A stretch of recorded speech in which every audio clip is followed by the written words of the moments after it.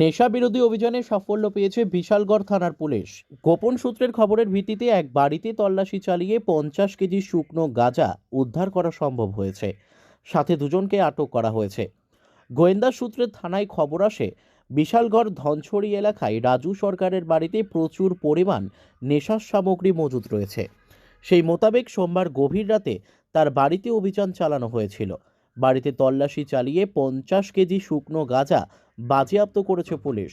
সাথে গাঁজার সঙ্গে জড়িত পুলিশ রাজু সরকার ও রঞ্জিত সরকার নামে ওই দুই যুবককে আটক করে থানায় নিয়ে আসা হয়েছে।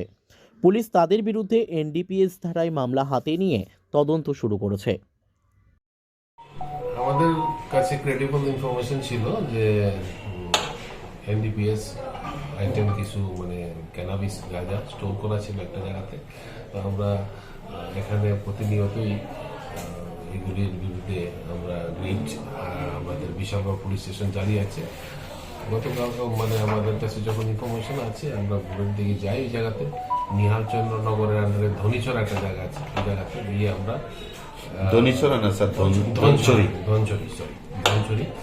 ধনছড়ি যে জায়গাটা আছে সেখান থেকে আমরা দুজন ব্যক্তিকে আমরা আটক করি।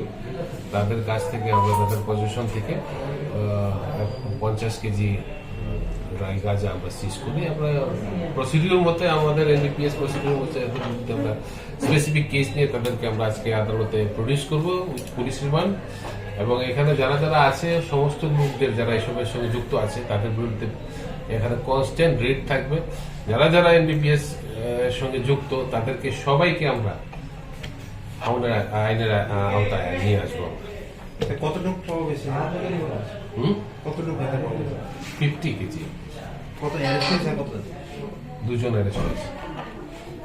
আমাদের টিমটা যে লিড করেছে, আমাদের একটা টিম ছিল বিশালগড় পুলিশ স্টেশনে।